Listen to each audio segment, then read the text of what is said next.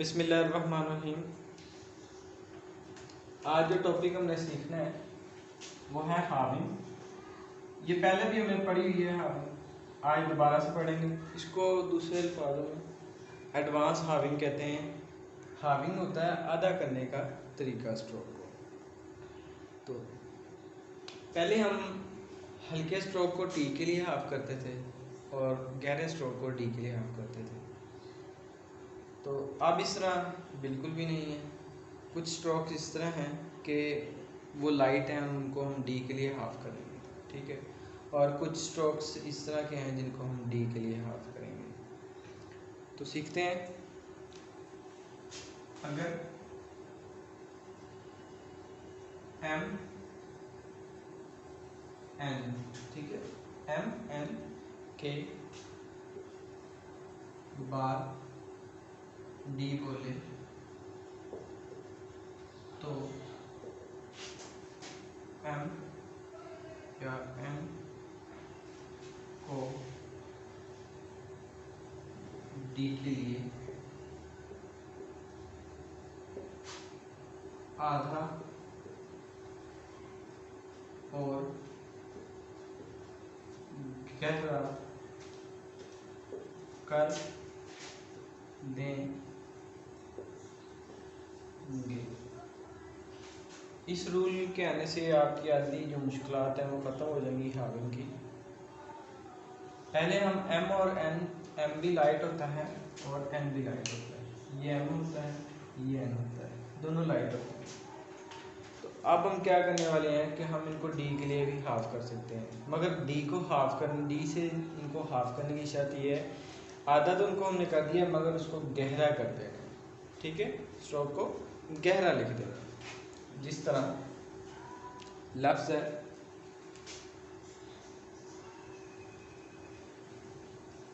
Made, तो यहाँ पर एम है हमारे पास, ए वाला वावल, देन हमारे पास डी आ रहा है। तो अगर हम पुराने तरीके की जो हाविंग प्रिंसिपल के हमने रूल्स पढ़े हुए हैं तो उनमें यह है हमारे पास कि जो हम एम को, क्योंकि एम लाइट है और डी डार्क है, उनको हाफ नहीं कर सकते। मगर अब ये रूल हमने पढ़ लिया कि अगर एम और एन के बाद डी बोले तो एम और एन को डी के लिए आधा और गहरा। सारा ट्विस्ट यहाँ पर है कि हमने आधा करने के साथ साथ उसको थिकेंड कर देना है, गहरा कर देना है। तो हमारे पास आ जाएगा एम हाफ इतना होगा, तो वही हम एम को हाफ करके और गहरा लिख देंगे और सेकंड प्लेस पर ए वाला वाव लगा देंगे। ये हमारे पास मेड बन जाएगा। और लफ्ज़ इसका जो हो सकता है वो है इंटेंड,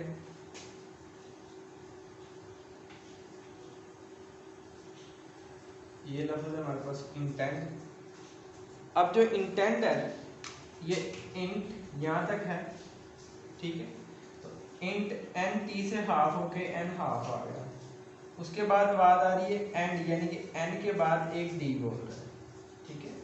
इस सूरत में हम क्या करेंगे कि इसके साथ एन के बाद अगर एन को डी के लिए हाफ करना है तो उसको आधा करने के साथ साथ गहरा भी करना है। तो इंटेंड, यहाँ पर जो एन हाफ लगेगा वो गहरा होगा, ये हमारे पास बन जाएगा इंटेंड। लफ्ज़ है हमारे पास साइंड,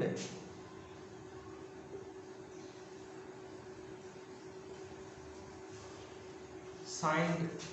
तो यहाँ पर हम देख रहे हैं कि एस के बाद आई, उसके बाद एन के बाद डी आ रहा है। तो जस्ट हम क्या करेंगे, एस सर्कल एन को डी के लिए हाफ एंड थिकन कर देंगे। ये हमारे पास बन जाएगा साइंड, ठीक है जी।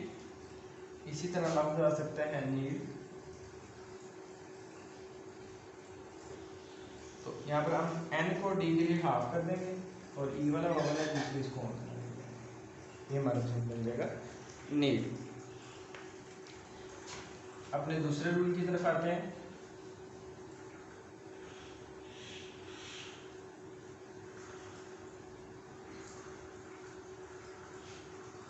कहता है कि एल या अगर एल या आर के बाद डी बोले तो इनको आधा और गहरा लिखेंगे।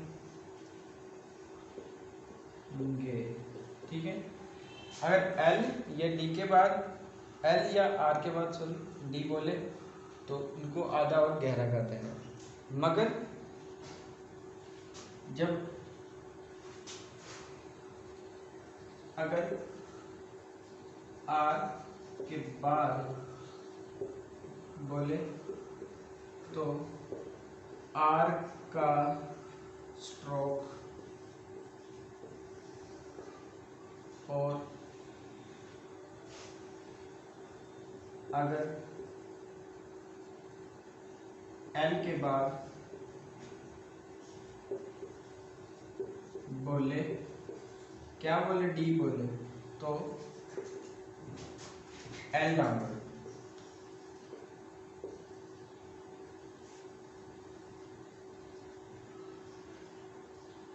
L डाउनवर्ड को आधा और गहरा करेंगे।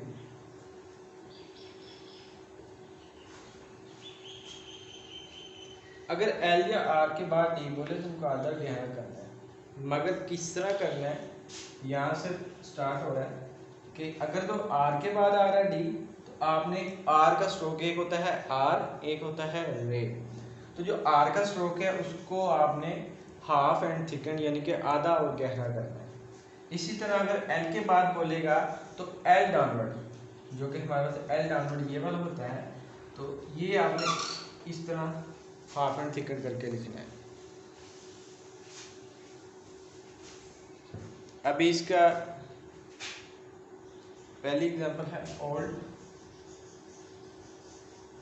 अब ओल्ड क्या चीज़ है, हमारे पास O वाला वावल है, यहाँ पर O, यहाँ पर L है और यहाँ पर D है, तो L के बाद D आ रहा है, तो जब भी हमने L को D के लिए हाफ करना होगा तो L डाउनवर्ड को हाफ करेंगे। ठीक है, हम यहाँ पे क्या करने वाले हैं, O वाला vowel stroke on the line आएगा, तो यहाँ पे L डाउनवर्ड को हाफ कर देंगे और थिकन कर देंगे। हाफ का मतलब होता है कि साइज में आपने छोटा कर देना उसको, ये नहीं कि आधा लिख देना, साइज में छोटा करना है। ठीक है, और साइज में मैंने उसको काफ़ी कदरन उससे यानी कि आधा कर दिया, और D के लिए हाफ हुआ तो वो थिकेंड है यानी कि गहरा लिखा है। अगर ये लाइट होगा तो वो इस तरह होगा, पॉइंटर से भी हल्का और गहरा लिखा जा सकता है। इसी तरह अगर यही बात R के बाद होगी तो फिर क्या होगा, जैसे लफ्ज़ होता है हमारे पास कार, अगर यही लफ्ज़ बन जाए कार्ड, शादी वगैरह के कार्ड होते हैं, किसी भी किस्म का कार्ड है, तो यहाँ पर गौर की जाए तो R के बाद D आ रहा है, तो इस सूरत में हम क्या करेंगे कि R को थिकन हाफ, R हमारे पास ये होता है। ठीक है, तो के को इस तरह लिखेंगे कि R thicken above the line खत्म हो जाए, तो यहाँ पे जो R थिकन हाफ का जो ये हमारे पास बन जाएगा कार्ड। लफ्ज़ है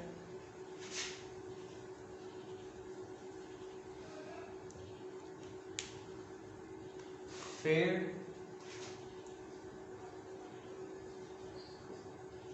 ये वर्ड फेड।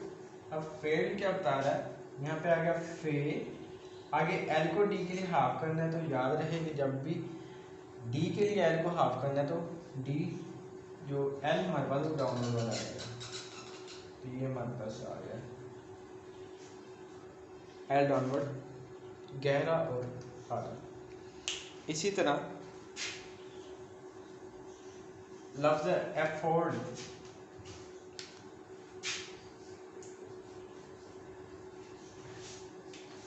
अब एफोर्ड क्या चीज़ है, R के बाद D आ रहा है, तो हमने R के स्ट्रोक को थिकन एंड हाफ करना है, तो F4 यहाँ पर से जो R का स्ट्रोक है वो हम यहाँ थिकन लिखना है, ये हमारे पास बन जाएगा F4।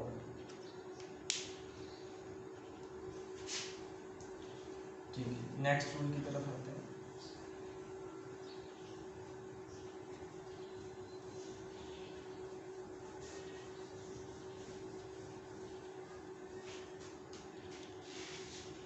नेक्स्ट जो रूल है वो कहता है कि अगर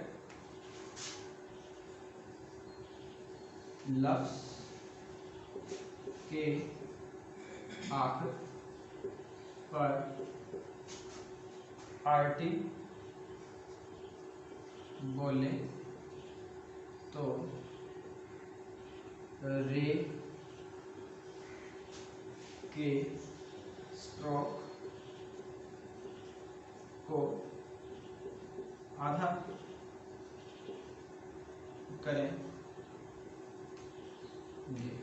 अगर लफ्ज के आखिर पर आर टी बोले, अब याद रहे कि जो पहले हमने दो रूल पढ़े हैं वो डी के लिए हाफिंग की थी, अब जो हम हाफ कर रहे हैं वो टी के लिए हाफ कर रहे हैं। यहाँ पर टी आएगा हमारे पास, तो यहाँ पर आर के बाद टी आर, उसने बता दिया कि जब भी आर के बाद टी के लिए हमने किसी स्ट्रोक को हाफ करना है तो रे के स्ट्रोक को हमने हाफ करना है। हमारे पास लफ्ज है स्टार्ट,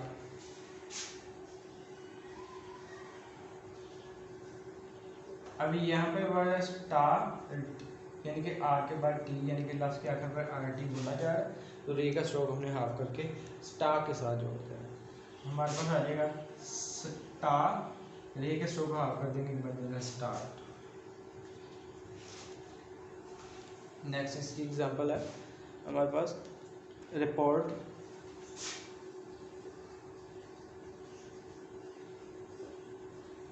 या हमारे पास है रैपो, अब आखिर पर आर टी आएगा तो रे का स्ट्रोक हाफ साथ जोड़ देंगे, हमारे पास बन जाएगा रिपोर्ट। इसी तरह लफ्ज है हमारे पास इम्पोर्ट,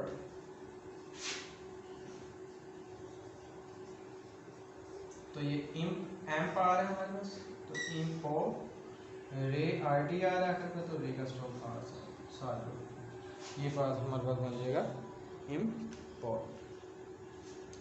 इसी तरह जो दूसरा रूल है उसमें वो कहता है कि अगर एल टी बोले, यहाँ पर हम एल कर देंगे, अगर लफ्ज के आखिर पर एल टी बोले तो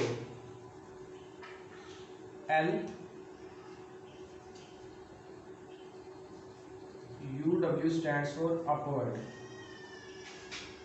अपवर्ड एल जो है वो आपने स्ट्रोक के साथ आधा करके जोड़ना, ठीक है। अगर लफ्ज के आखिर पर एल टी बोलेंगे, यहाँ पर एल टी आ रहा है तो आपने एल अपवर्ड को, क्योंकि एल डाउनवर्ड जो वो हमने हाफ किया वो डी के लिए हाफ किया, तो जब टी के लिए हाफ करना तो एल अपवर्ड हाफ करना। लफ्ज है फेल्ट, अभी फेल्ट है तो फै आखिर पर एल टी आ रहा है तो हम क्या करेंगे, फै लिख लेंगे, उसके बाद एल अपवर्ड जो है उस पर जो हाफ है वो साथ जोड़ेंगे, ये बन जाएगा फेल्ट। इसी तरह लफ्ज है स्मार्ट, ये हमारे पास है स्मार्ट, एस एन सम, आर टी आ रहा है तो जो रे का स्ट्रोक है वो साथ जोड़ेंगे, ये प्रीवियस रूल की एग्जांपल आ गई। और लफ्ज है बेल्ट, यहाँ पर एल टी आ रहा है, यहाँ तो बी आ जाएगा on the line, L half साथ जोड़ देंगे, बन जाएगा बेल्ट। नेक्स्ट रूल,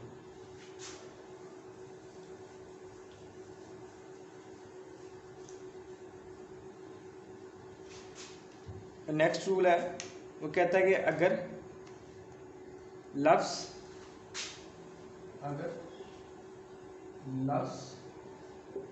के आखिर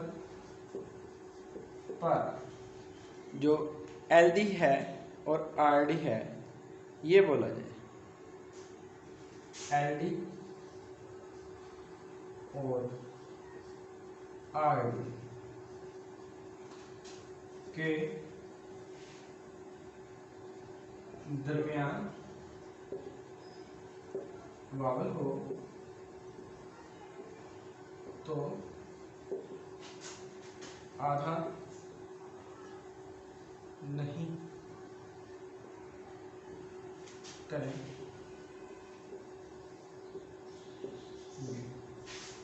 अगर लफ्ज़ के आखिर पर एल डी या आर डी के दरमियान वावल बोला जाए तो आपने इसको आधा नहीं करना। जिस तरह अभी हम पीछे पढ़ के आए हैं, वर्ड्स जो प्रीवियस पढ़े थे उनके दरमियान कहीं भी वावल नहीं था। जैसे हमने किया था ओल्ड था तो एल डी के दरमियान कोई वावल नहीं था, तो कार्ड था आर डी के दरमियान कोई वावल नहीं था। अगर वावल आ रहा है तो उस सूरत में आप इसको आधा नहीं करेंगे बल्कि पूरा लिखेंगे। जैसे लफ्ज़ है कैरेट,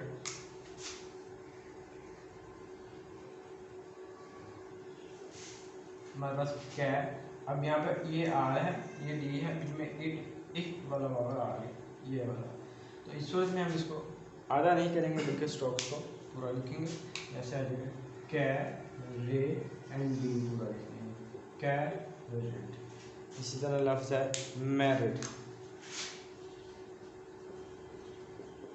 यहाँ पर भी आर डी के दरमियान वावल है तो ये मै ये रे एंड डी बन जाएगा मैरिड। इसी तरह है वैल्यूड,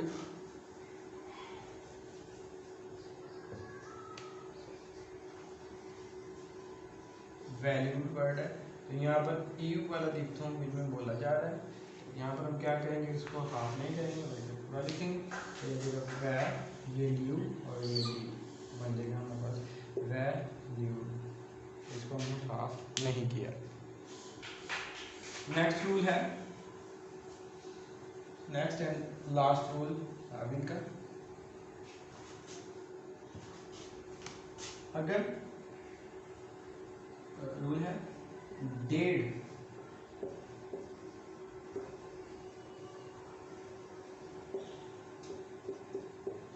लेंथ स्ट्रोक को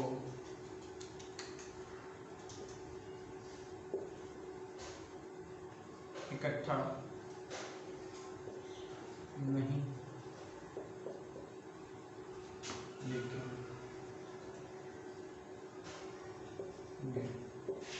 डेढ़ लेंथ का मतलब है कि एक और हाफ साथ जो होता है, वो कहता है कि डेढ़ लेंथ स्ट्रोक को इकट्ठा नहीं लिखेंगे बल्कि आधे किए हुए स्ट्रोक को डिसजॉइंट करके लिखें। डिसजॉइंट का मतलब यानी कि अलग करके लिख देंगे। अभी समझने वाली बात यह है कि डेढ़ लेंथ क्या होती है। डेढ़ लेंथ ये है हमारे पास कि अगर हमारे पास एक टी है और एक हाफ टी है ये वाला, अगर वो साथ हम जोड़ देंगे ना, यहाँ तक हमारा एक टी था यहाँ तक और यहाँ तक में हमारा हाफ टी था, अगर हम इनको इकट्ठा जोड़ देंगे इस तरह, एक हमें ये नहीं पता चलेगा कि ये फुल लेंथ है यानी कि पूरी लेंथ पूरी टी की लिखी हुई है, जो स्पीड में नहीं पता चलता। दूसरी बात अभी हमने पढ़नी है डबल, अभी डबलिंग प्रिंसिपल पढ़ना है, तो उस सूरत में हमें इसका जो समझ नहीं आएगी कि ये डबल लिखा होगा, ठीक है। और तीसरी बात कि ये डेढ़ लेंथ स्ट्रोक है। तो इन किस्म की जो कन्फ्यूजन्स है इनसे बचने के लिए रूल है कि डेढ़ लेंथ यानी कि एक पूरी और एक हाफ लेंथ को आपने इकट्ठा नहीं लिखना, बल्कि जो आधा किया हुआ बाद वाली लेंथ है उसको डिसजॉइन करके लिख देना, यानी कि ये जो टी था एक तो पूरा टी है, जो दूसरा टी है वो डिसजॉइन करके साथ लिख देंगे, ठीक है। तो ये तरीका भी ठीक होगा। इसी के लिए एक एग्जाम्पल है, लफ्ज़ है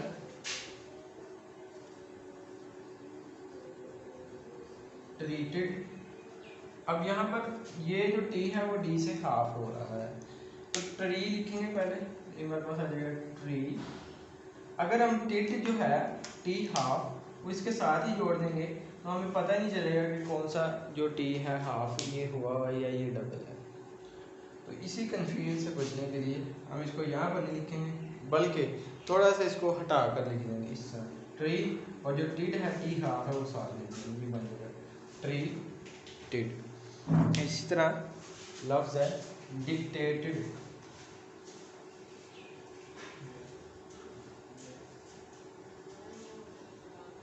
डिक्टेटेड टिड क्या है, ये हमारे पास है डिक, तो डी आ जाएगा एंड के से ये जो है, उसके बाद ये टिड जो है ये हमें डिसजॉइन करके लिखना है। तो डी के डिक, आगे आगे लफ्ज टे, डिक टे, आगे जो टिड है ना वो टी के साथ हम डेट लेंथ यानी कि हाफ लेंथ नहीं जोड़ सकते। तो यहाँ पर हम क्या करेंगे, ये जो हाफ लेंथ है वो डिसजॉइन करके लिखेंगे, ये अब बन जाएगा डिक्टेटेड। यही रूल्स हैं हाविंग के, एडवांस हाविंग के रूल्स के, ये आपने प्रिपेयर जो है वो कर लेने। इनका होमवर्क करने के लिए आपको आना पड़ेगा न्यू कोर्स पेज नंबर 126 पर। यहाँ पर जैसे ही आएंगे तो आपको हाविंग लिखा हुआ मिल जाएगा। सबसे ऊपर रूल होगा एम और एन को डी के लिए हाफ करने का, उससे नीचे रूल होगा आर और एल को डी के लिए हाफ करने का। इसके बाद आपने जंप कर लेना है पेज नंबर 128 पर। यहाँ पर आपको एल आर और डी जो टी के लिए हाफ करी है, आर एंड एल जो उनको टी के लिए हाफ किया गया है यहाँ पर। फिर नेक्स्ट जो रूल है वो है कि आर डी या एल डी के दरमियान वावल होगा तो उसको हाफ नहीं करेंगे। इसके बाद आखिरी रूल है कि डेड लेंथ स्टॉक को इकट्ठा नहीं लिखेंगे। ये करने के बाद यहाँ पर कुछ एग्जाम स्पेशल जो है आउटलाइंस लिखी हैं। प्रॉम्प्टनेस, इंडेटेडनेस, ये आपने कर लेना। इसके बाद शॉर्ट फॉर्म है, short form short hand, under, yard, word, immediate, school, schooled, spirit, certificate, knowledge and acknowledge. इनके बाद जो नीचे फ्रेजेस लिखी हैं ये भी ध्यान से कर लेनी है। इसके बाद जो आपने एक्सरसाइज प्रिपेयर करनी है वो करनी है एक्सरसाइज नंबर 121। अगर आपको किसी चीज़ की समझ ना लगे तो मुझसे पूछ लीजिएगा। फी अमानिल्लाह, अस्सलाम वालेकुम।